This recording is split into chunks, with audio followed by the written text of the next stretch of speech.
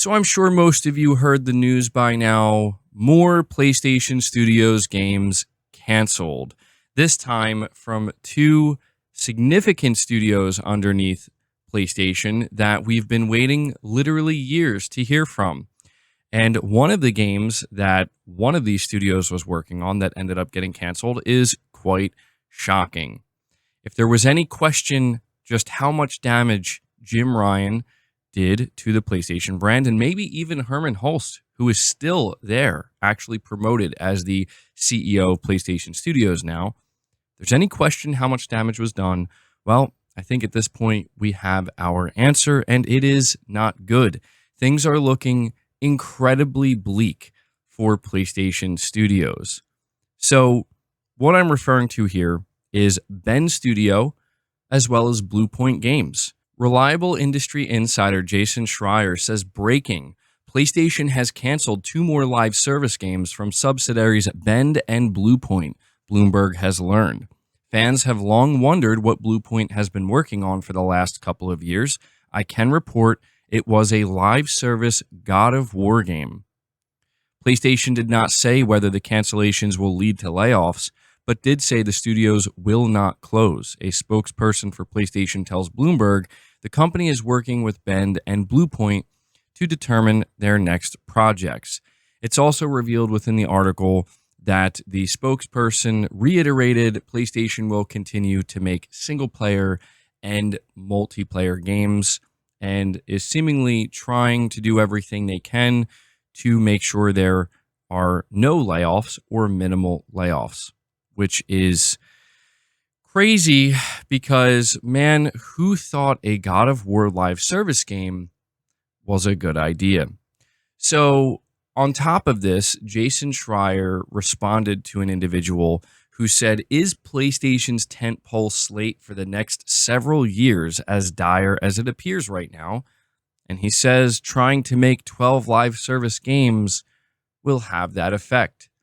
Making matters even worse, we have a list of compiled, released, still in progress, and canceled live service games. And this list is what makes me realize just how bleak things look for PlayStation Studios.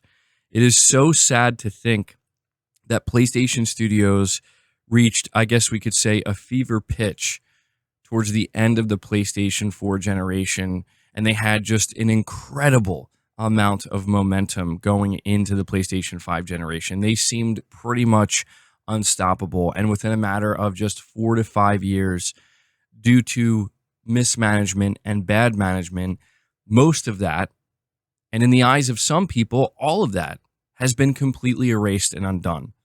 It's unbelievable. So, released live service games, Helldivers 2 by Arrowhead Studios, MLB The Show by San Diego, Sony does consider this a live service game. Gran Turismo 7, also considered a live service game. Released, then shuttered.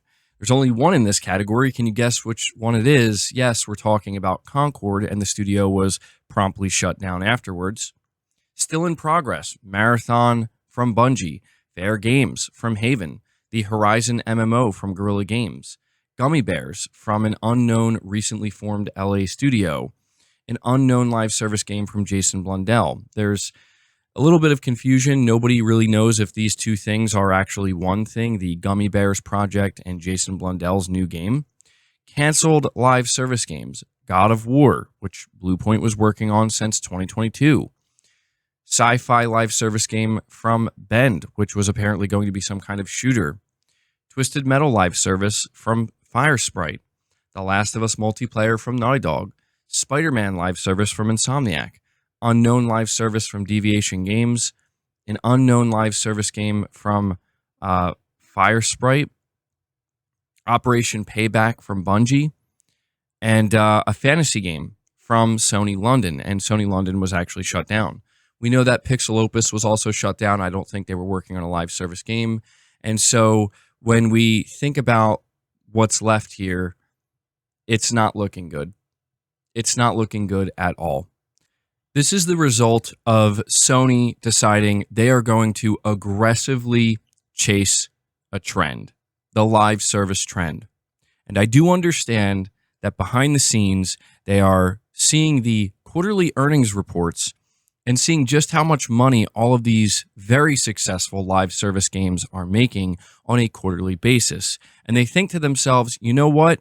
We really need a piece of that pie. I mean, frankly, Sony already does get a piece of that pie. They get a very small slice of it, which does add up, though, from all of these games on their platform. But they decide we want more of that pie.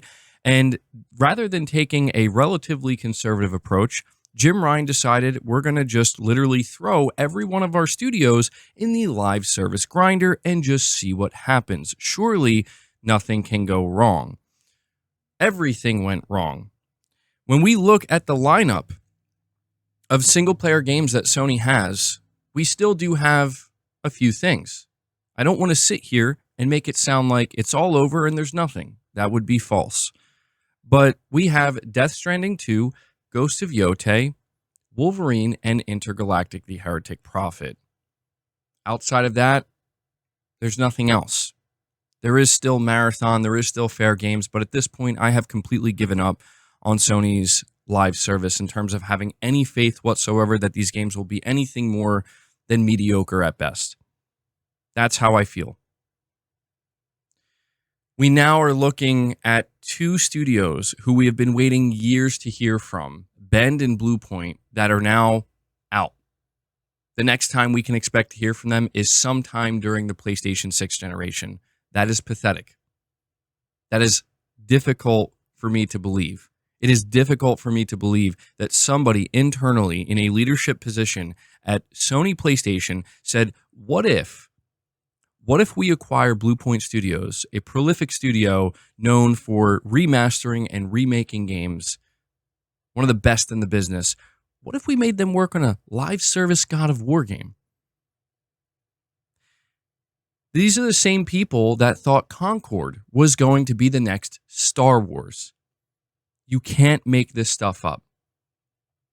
You can't make this stuff up. It is difficult, like I said, to believe that these are the decisions that were made coming off of the PlayStation 4 generation.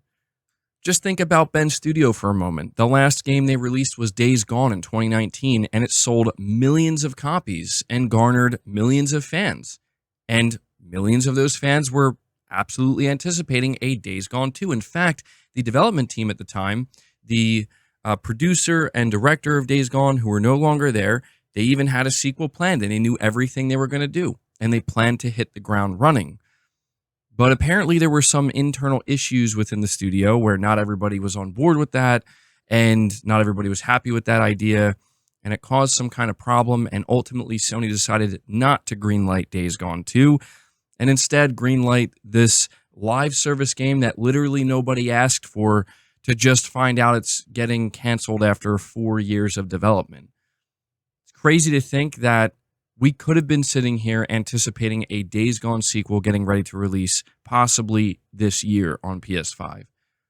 By the way, it's worth mentioning there is a Days Gone movie that is apparently in development, and also a rumored Days Gone remaster.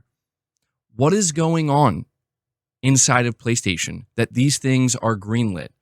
But a sequel to the game, nah. Let's just make a random live service game. That's probably going to be terrible. Who is making these decisions? I can only hope that it was Jim Ryan, maybe Connie Booth, individuals who are no longer at Sony PlayStation. Herman Hulst may have made these decisions and may have somehow found his way into a promotion. That, to me, is the greatest concern here. People absolutely begging Sony for a remake of Bloodborne. Maybe something like a remake of Legend of Dragoon. Just some type of remake that people have been asking for. No, not Until Dawn. No, not Horizon Zero Dawn. No, not The Last of Us again. A game that actually deserves a remake. A game that people have been asking to be remade. Why not take your studio, Bluepoint Games, who is known to be the masters of remaking games, and have them work on that? No, that would make too much sense. How about God of War live service? I can't get over it. It's just crazy to me how mismanaged PlayStation Studios have become. And so the worst part of all of this Because I understand there's some people who are like, well, maybe this is a good thing. It's a sign that Sony's walking away from the live service. I hate to break it to you. Sony has reaffirmed multiple times they are not done with live service. Just because they're canceling these projects and, they canceled many projects doesn't mean they're done with live service, which I think is kind of crazy. I understand from a business perspective, this is what the shareholders demand, and the shareholders are like, you need a piece of that live service pie. But when you see the results, clear as day in front of you, who in their right mind can actually sit here right now and say, I think we should still pursue live service? At that point, I have to believe people who want this brand to fail are the ones who are pushing for that. Now, when it comes to the idea of multiplayer on PlayStation, here's what I think Sony should do. I don't think it's a difficult thing. I think it's an obvious thing. I think that it requires taking a couple of steps back.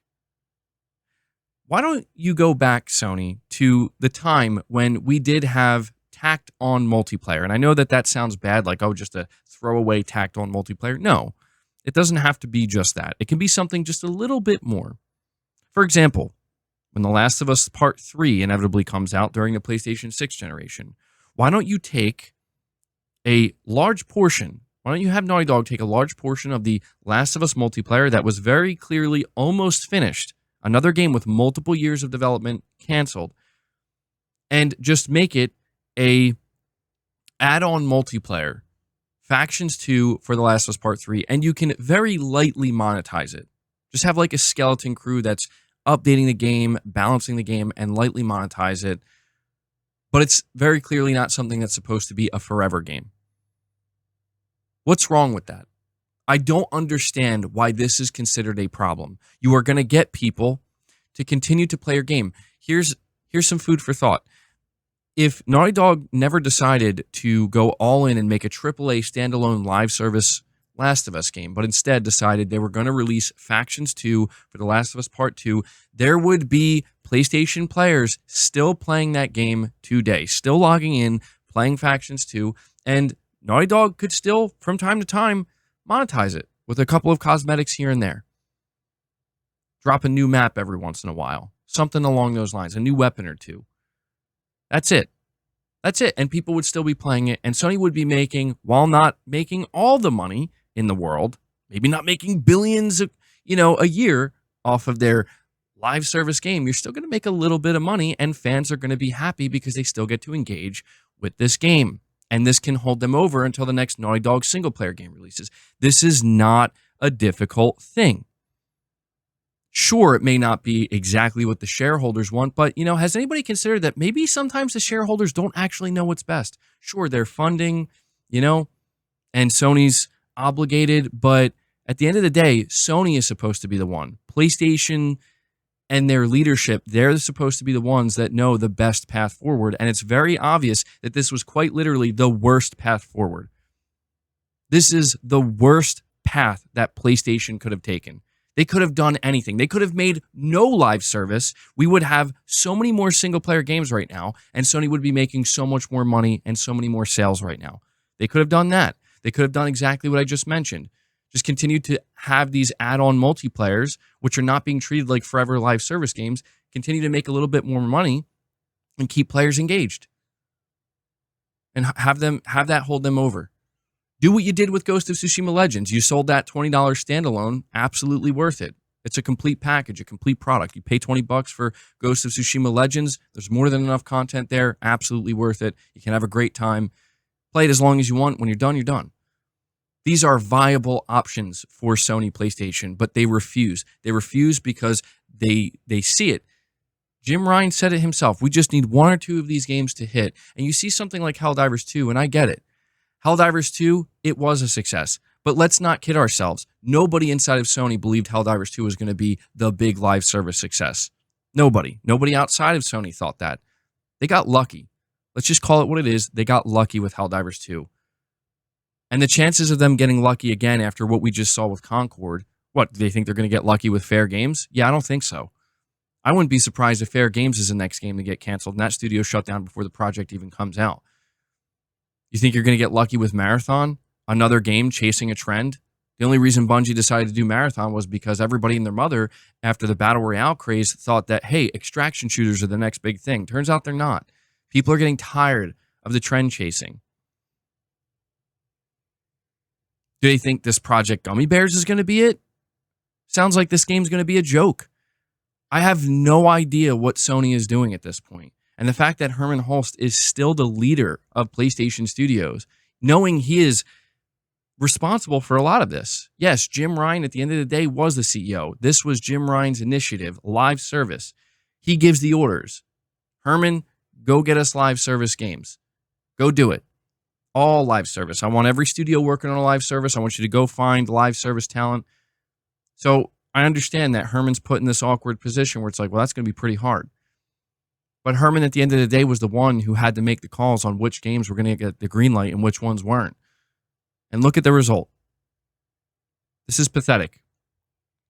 It is. And I understand that there are going to be some PlayStation fans, like I said, that see this as a good thing. They're going back to single player. You know, they're undoing and unwinding the damage that Jim Ryan has done. But keep in mind, while we are watching this happen, Sony is still coming out letting us know they're going to continue to pursue live service. My only hope at this point is that you can't be this stupid going forward, right? Like, surely you can't be this stupid after watching what just happened. To have the basic understanding that you don't take all of your single player studios and then at one time say, you're all just going to make live service games now. You let them just continue to make single player games, maybe a couple of add-on multiplayers if they're feeling it, and that's about it. Live service has to be something completely separate, something that's honestly treated as not the priority, because it shouldn't be. This should not be the priority. I don't know, man. I don't think I've ever been so disappointed in PlayStation. You know? People talk about the fact that I used to play on Xbox a lot, and I've always told people the reason why I left Xbox, I know it sounds all dramatic, but I was so let down by Xbox because their first party just couldn't get it together. And I was tired of waiting. And that was at the time that PlayStation was firing on all cylinders. 4 to 5 years later, you know, into the PS5 generation, again, I'm not trying to make it sound like Sony doesn't have anything. I'm not trying to play into the hyperbole. Sony's got nothing. That's not true. I don't know how good the stuff they have is going to be. I'm not trying to predict the future here. Who knows how good Ghost of Yotei and Death Stranding are going to be. I still have high hopes for those games, but we'll see. But this is scary. This is spooky, man. Like, I would have never thought in a million years that 5 years, halfway into the PlayStation 5 generation, we would be looking at a list of, here's like 9 to 10 canceled games, more than half of them from first-party studios. And some of these first-party studios you're not even going to hear from for the entire generation or for the remainder of the generation. Because this is how badly PlayStation's leadership is going to mismanage these studios. This is exactly the reason why I walked away from Xbox. And man, I'll be honest with you guys, I am not looking forward to the remainder of this generation because now we know why there are no showcases. Now we know why the last showcase we got was garbage. Because there is nothing. Everything they were trying to do failed miserably. And they're basically hitting the reset button. And it's a good thing they had a couple of these studios still working on single-player games, because if it wasn't for Insomniac's Wolverine, if it wasn't for their partnership with Kojima Productions, if it wasn't for Ghost of Yotei, could you just imagine what we would be looking at right now? It's sad, man. It's really sad, but that's it. That's going to do it for the video. It turned out to be a bit longer than I anticipated, but I had to rant about this because I have no idea what to expect from PlayStation now. All I know is that my confidence in them is shaken because this is something, like I said, that I didn't think could be possible. Like, you guys have the template. You're firing on all cylinders. It's really easy to not screw it up that badly. A couple mistakes here and there, sure. No publisher's perfect. No game dev is perfect. There's going to be mistakes. But this is a miserable failure that could have easily been avoided. And so, seems like the remainder of this generation is cooked. unfortunately. Makes me wonder, really makes me wonder, if we weren't getting reports that Microsoft was getting ready to bring all of their games over, or at least a massive chunk of their games over to PlayStation 5. If it wasn't for GTA 6, how scared would Sony be right now? How shaken up would PlayStation be? Because something tells me that without these things, oh man, it would be looking a lot worse internally. So that does it for the video, guys. Let me know your thoughts down in the comments below. Leave it a like if you enjoyed it. Subscribe if you're new. Hit the bell notification icon, and feel free to share the video out on top of all that. But until next time, guys, take care.